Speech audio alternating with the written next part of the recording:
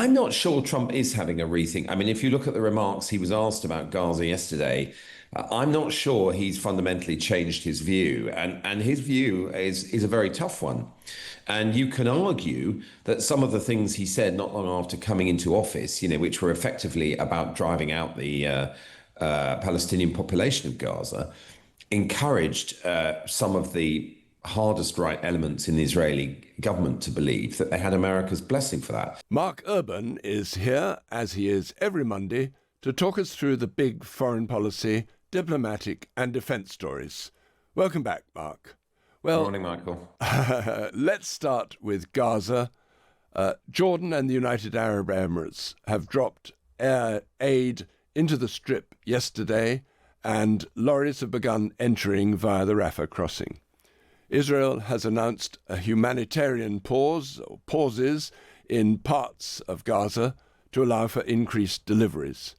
The situation is clearly dire. By today, we're going to talk about what potential solutions could there be to this crisis.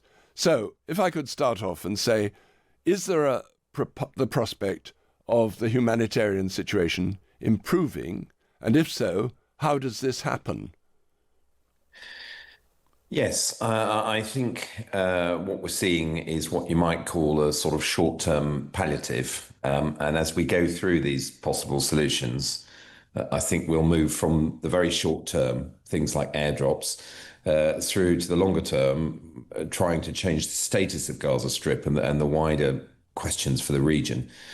But I think it's understood that dropping in supplies, it's a short-term measure. The trucks will help more. And I guess then the question is, over the next week or two, whether these truck deliveries become a regular thing. Now, there has been some work done on the price of goods like flour in the markets in Gaza, which does show the depth of the crisis there. So I don't think a day or two of allowing trucks in is going to help. We might see something more sustained. Benjamin Netanyahu has talked about reconsidering the whole strategy. And it's pretty clear that the strategy that he began in March, when he got out of the previous ceasefire arrangement, but effectively ended it, started attacking Hamas again, and went sent the Israeli army in to reoccupy the Gaza Strip, is not working. It's failed. It's produced a humanitarian crisis, and it hasn't got the remaining Israeli hostages back. So I think quite a lot in over the next few weeks will depend on where the Israelis land on what their strategy should now be in Gaza. Yes, indeed. And how much aid do you think will have to go on arriving in order to relieve the immediate threat of starvation? I mean, can aid go on arriving indefinitely? Is that realistic or possible? Especially as Israel has said it hasn't finished its military operation. Well, I think, once again, I think this is a question of timescales, isn't it? The immediate problem is the risk of starvation for a significant proportion of the population there. And I guess that's what the trucks can do, as long as you get hundreds a day going in for the next few weeks. I think it can attenuate that problem. There's another very interesting scheme that's underway, which is the United Arab Emirates has started to construct a water pipeline from Egypt into Gaza, which they say will be able to provide 600,000 people with their daily clean water requirements. That's probably quite an important step as well. Look, longer term, of course, you don't significantly deal with the problem until you re-establish agriculture and production of food inside Gaza. Yes. But that's a long way away right now. Yes, yes. Well, after the images we saw last week of starving children in Gaza, do you think Israel is going to come under a lot more international pressure to change course altogether? Well, this is clearly one of the things that's supposed to be on the menu with Keir Starmer's meeting with Donald Trump today. It's been briefed out by Downing Street that the Prime Minister will say, more needs to be done. Effectively, I think, trying to get Trump to put more pressure on Netanyahu. But as we've seen in the past, the Israelis are quite resistant to pressure in this area.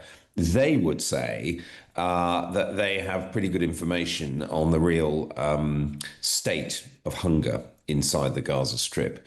What they wouldn't say is that obviously throughout this time, since the 7th of October 2023, they have tried to use the supply of food as an additional source of coercion or pressure on the Palestinian population. I mean, once you start to acknowledge that explicitly, you get into the sort of war crimes territory.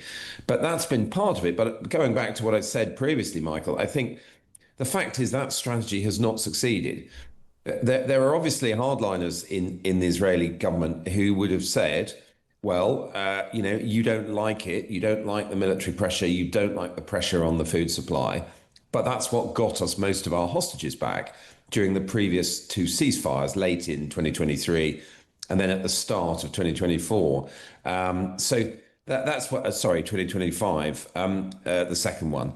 That's what they would say, that it achieved results, however, ugly the consequences might have been on the ground in terms of getting Israeli hostages back. But I don't think they can say that now, since they took the decision in May to effectively reoccupy the Gaza Strip and try something more radical. All sorts of problems have resulted because, of course, once their footprint extends across the Gaza Strip, you have it's far harder for people there to just go about any sort of daily business without running into the Israeli military. There's the potential for all kinds of clashes and conflicts between people and shooting and all the rest of it. And of course, while you are, as the Israelis, legally responsible from the get-go, you are in a much more practical sense responsible once you reoccupy the Gaza Strip, because it produced this whole issue of who hands out the aid, where the United Nations agencies wouldn't cooperate with the Israelis. And they've tried to do it through these alternative centers. Now, it's pretty clear all of that has not succeeded. Yeah. It hasn't brought about a new ceasefire. It hasn't got them back more of their hostages. It's cost a lot of lives, obviously, particularly Palestinian lives. So there has to be some fundamental rethink of this now. And that is what's going on. The Israelis have said that. But I'm not sure that when we realize what it is, the new strategy, it'll necessarily bring much comfort. Yeah. Yeah. I mean, do you think President Trump also is having a bit of a rethink? I mean, is he going to propose anything to Netanyahu? And if so, do you think Netanyahu will listen? Look, I'm not sure Trump is having a rethink. I mean, if you look at the remarks he was asked about Gaza yesterday, I'm not sure he's fundamentally changed his view. And his view is a very tough one. And you can argue that some of the things he said not long after coming into office, which were effectively about driving out the Palestinian population of Gaza, encouraged some of the hardest right elements in the Israeli government to believe that they had America's blessing for that. Now further down the line, we haven't seen that kind of large-scale expulsion or transfer of people out of the Gaza Strip. So we can sort of assume that America doesn't give its blessing to that, and Trump has avoided making similar statements to that. But overall, I think his position is very tough in support of Israel, and the kind of implied deal, which was that, in return for sort of dealing with the Iranian nuclear problem on behalf of the United States to a considerable extent, and dealing with the Lebanese militia Hezbollah, which the US has always regarded as an enemy, that in return for that, Israel would be given considerable leeway in Gaza. Yes. And that still seems to be the kind of unsaid bargain between Trump and Netanyahu. Yes, indeed, yes. Well, here in Britain, 220 MPs have called on the Prime Minister to recognize a Palestinian state. Do you think he will? Oh, there's a question. The dangers of prediction. I think he might. There is clearly a lot of pressure from the Labour backbenchers. There's a lot of people, from constituencies with significant Muslim populations who feel it very, very strongly about this. So I think it's possible that he will. And of course, France has done it. And one or two other Western countries are on the verge of doing it. I think the more sort of conservative tendency in the Foreign Office, we had Kim Darroch on the podcast I do, The Crisis Room, last week, and he basically explained why he's against it. And that still seems to be the view in the Foreign Office. And broadly, it comes down to the fact that, you do it, you might get some headlines, good headlines for a day or two, but at the end of that, week or Okay. whatever month, the Palestinians are still in the same situation that they were before. Yes, yes. Well, you've written in the Sunday Times about Israel's intelligence agencies and how effective they've been over the past year at attacking Iran and its proxies. And can you take us through how these intelligence agencies actually work? Well, I mean, people habitually talk about Mossad, which is the Israeli foreign spying agency. It's their MI6 effectively, and sort of put all mysterious happenings in the Middle East down to Mossad. Well, undoubtedly, during this past year with the pager attacks against Hezbollah and the attack against Ismail Haniyeh, the Hamas official in Gaza, with just under a year ago to the day, that killed him. Pointing to the sort of daring of their operations. And what I've done in the piece that I wrote for the Sunday Times is to expand it out and say, well, yes, they were responsible for those operations, but also a very considerable degree of the success that they've had in their own terms has been down to the military intelligence effort. And those are the guys who gather all the information from people's cell phones and, cyber, hack their computers and all the rest of it. And that's believed to be how they knew that this Palestinian Hamas guy, Ismail Haniyeh, was staying in that particular guest house. And that's been a major effort. They've achieved things through their mastery of that kind of technology that a lot of people thought they couldn't. And similarly, they've also evolved a model for spycraft, because these days it's very, very hard to send spies into another country. As we saw with those two Russian intelligence officers sent to Salisbury. Very, very quickly, you can sniff out a false passport or a legend, an identity that doesn't stack up.